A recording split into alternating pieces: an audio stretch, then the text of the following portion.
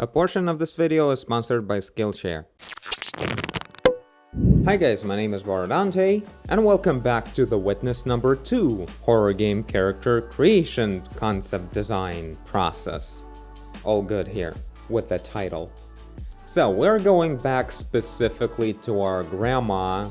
We have the new eyeballs, and today's theme will be pushing the anatomy of our model here from just like a shape to an actual human body.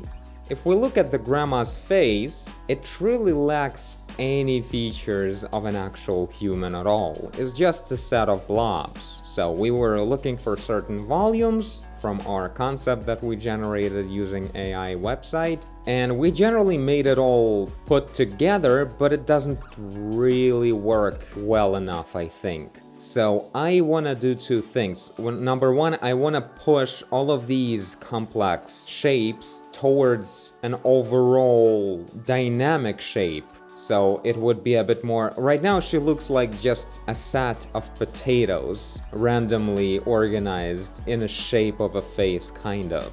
But there's no like movement or maybe a lack of it, but again, somewhat intentional, you know? If it's an old lady, she may be very like, you know, round and like down to earth physically, and you know, just all looking like a blob with this kind of shapes, you know?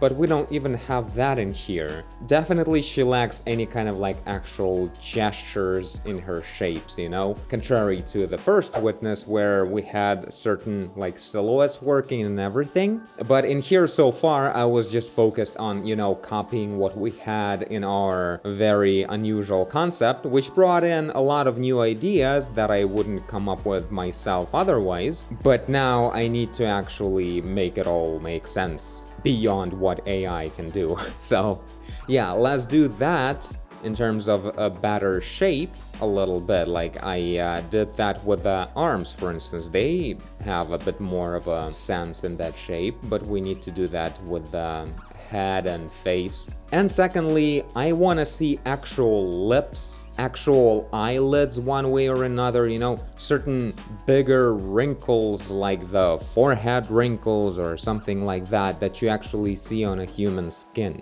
So it would finally start shaping up into an actual human, ex-human face. Meanwhile, I am slowly but surely working on making my forest world work one way or another. And of course, while mostly I did develop the story for the game, I still make sure I, you know, develop the nuances further, making sure that things work better as a cohesive skeleton for an actual game and everything. And this video sponsor, Skillshare, has this really cool course called Learn Screenwriting by Writing One Scene in a Screenplay Format. And Skillshare is an online learning community with thousands of inspiring classes for creative people. This is a course by Olaf de Fleur, and he is really awesome with making sure you don't get overwhelmed with working on a completely new story that you need to make into a final product and actually finish it without getting stuck, you know, having no idea how to even start. So a lot of stuff like that covered in here. What I really liked is the way he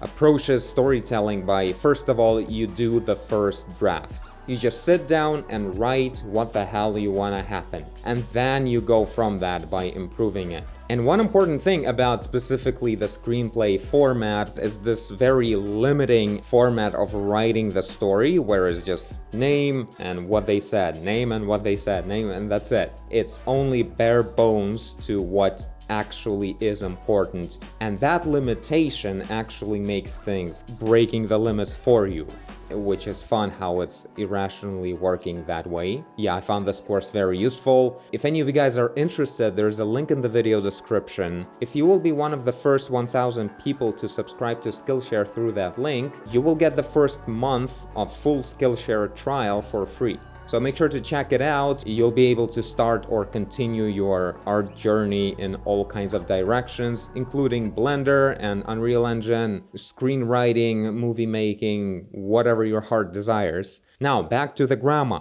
Now let's turn the lights back on a little bit like this, so we could see what the hell we're doing. And let's go to the rest position. There we go, now we can talk.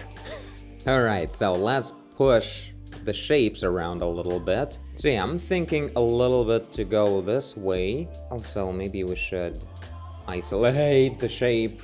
Not looking. I was testing the rigging recently and she suddenly sat down and spread her knees. That was quite a view. I should really use that. That's like the creepiest part about her. So yeah, I'm going for a little bit of this, like, so it would go like that, kinda. A little bit more dynamically into this kind of eggy Squidward kind of shape. And yeah, the nose, like, it's all almost already there, but like on the side it's a bit more readable. In the front, not so much. Okay, from the front, this should be a bit detached like that, a bit more. That's like one of the most enjoyable things about 3D. You can do details and then bigger things all at the same time, you know? Details will remain when you push bigger shapes. It's never too late. Well, it's definitely too late sometimes in 3D.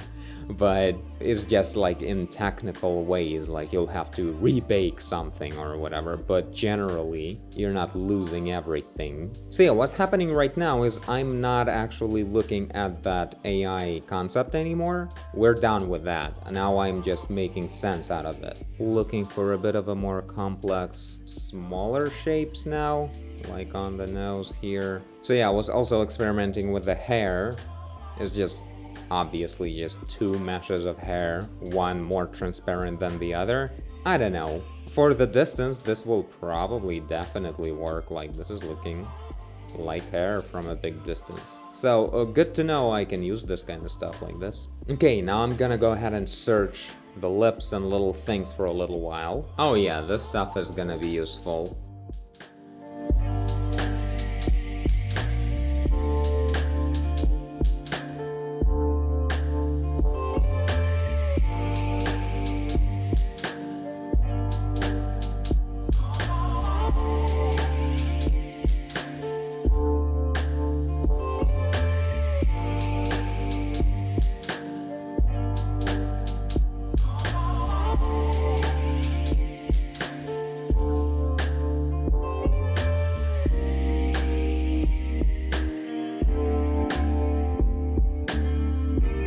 So yeah, I decided to introduce all kinds of wrinkles all over my shapes to, you know, see how an actual grandma's skin would react to all these giant blobs of disease all over it. So I'm looking at the references right here, and they provide quite a lot of material to work with, so it's pretty fun. And yeah, I defined the line for the lip a little bit, but yeah, we'll see how that goes further. But yeah, it seems like the best thing to do everywhere is to introduce these smaller wrinkles that are like perpendicular to the stretching and contraction of muscles or whatever. And I have a very like faint wireframe in here, so it wouldn't stand in the way of me seeing the actual sculpt, but at the same time it gives me a hint on how to act better, something I mentioned a couple of episodes ago. So if I want to make a line like this in here, for instance,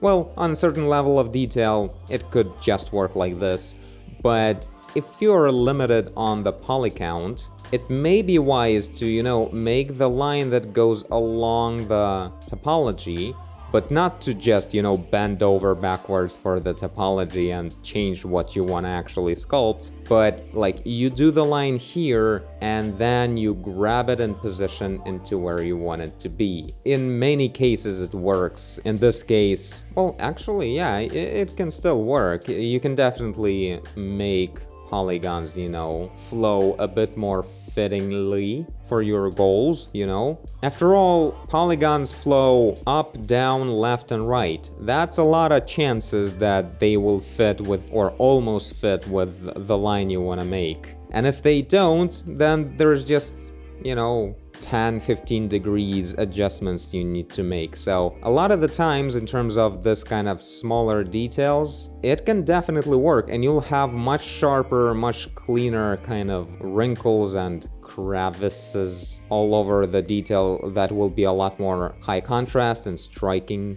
I think this giant blob definitely needs some wrinkles as well.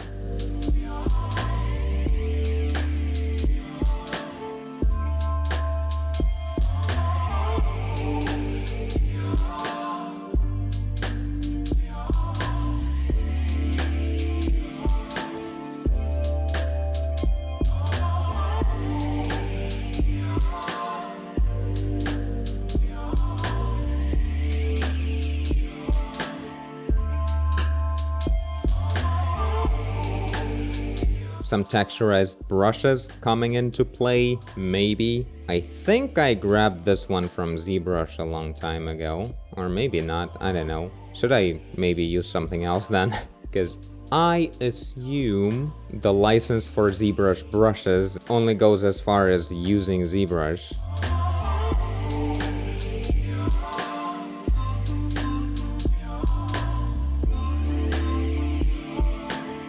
Serious asymmetry going on here.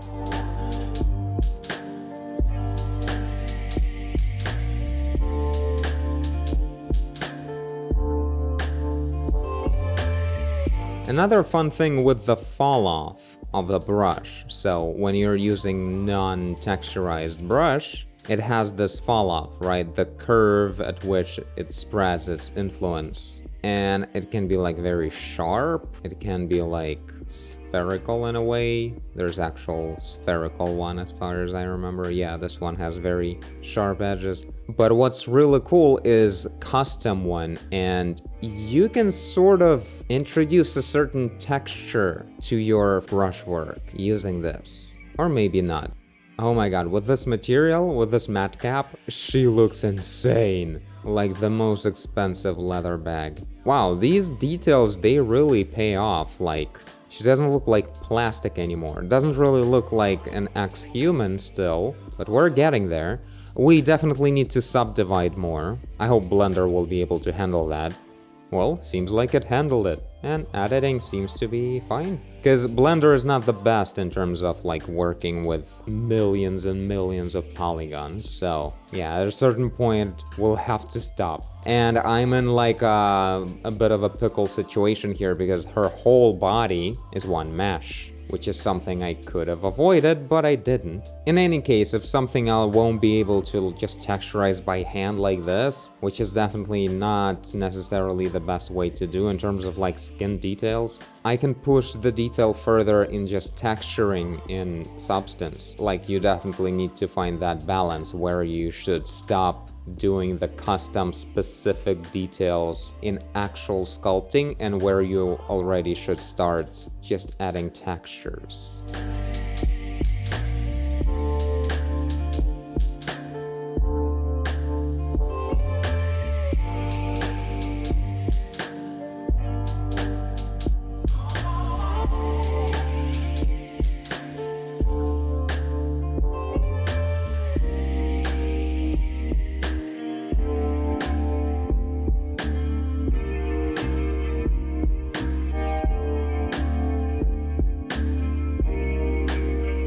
Just a quick markup for the ears. They're not actually gonna be visible pretty much in any case, but maybe the hair will be like rare and thin enough for it to see through a bit. I think this kind of detail will be enough.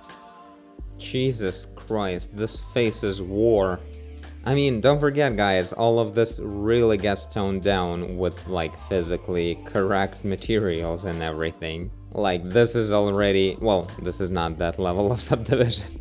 Oh yeah, this is looking pretty cool. Now, I shouldn't forget, like, this area will be pretty darkened, and maybe I'll have to play around somewhat interestingly with roughness, like, so it would be shiny somewhere, matte somewhere. And in here as well, there will be like darkening of the skin, maybe even some makeup. Also, let's make the eyes a bit smaller, the way I did with the previous version, and I don't think I did this with the new one. Now let's work a little bit on the arms, armpits, maybe neck, maybe legs a little bit, although mostly that will be like texturing work, I think.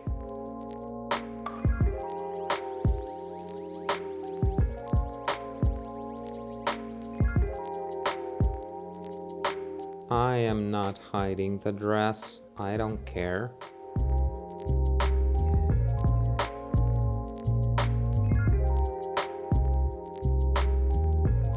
So it's like a fine balance between fat, some necessary muscle, and just skin hanging off of those two things. But I shouldn't overdo the hanging skin because I won't be able to like simulate what if she's gonna be, I don't know, upside down. Her skin will still be hanging downwards this way.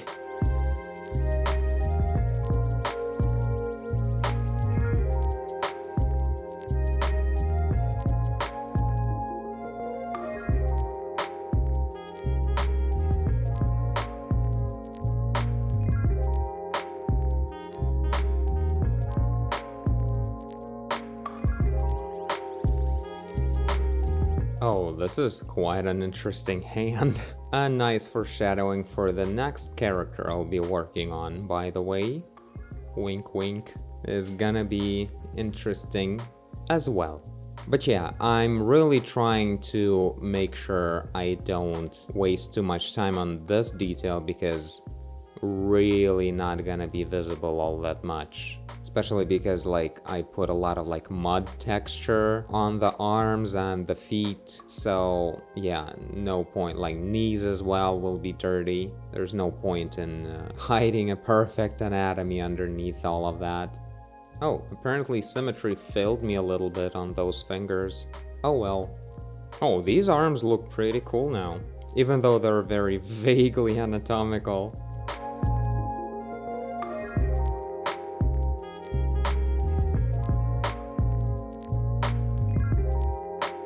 Now for some knees or legs. I know, it's gonna be pretty much like masses, I don't...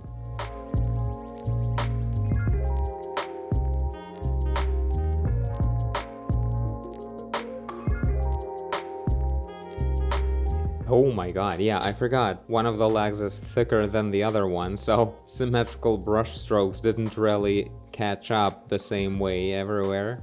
Looks pretty messed up.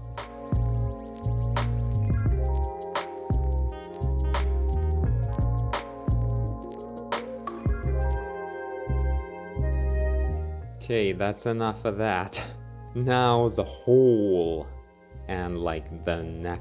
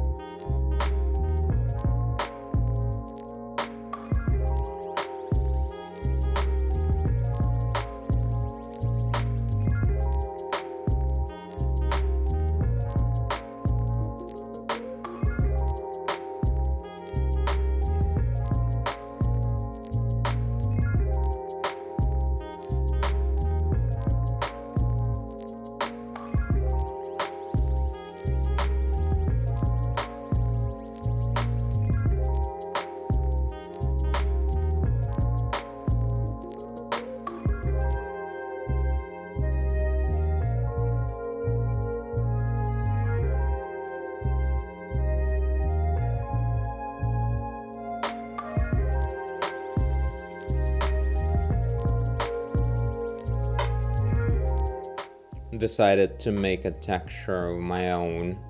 I should be doing it way more frequently.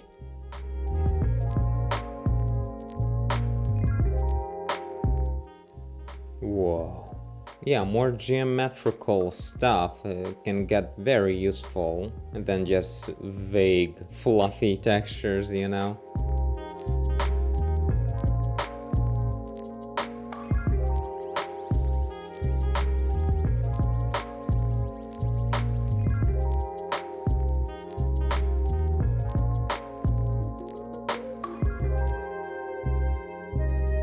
So this one's pretty well. Adding certain textured brushes like this, especially the ones that add like direction or specific geometry, really brings in like that extra nature to the surfaces that you can't just, I felt like I was doing kind of the same thing everywhere, and now it's given me the ability to do something different. I especially love the neck.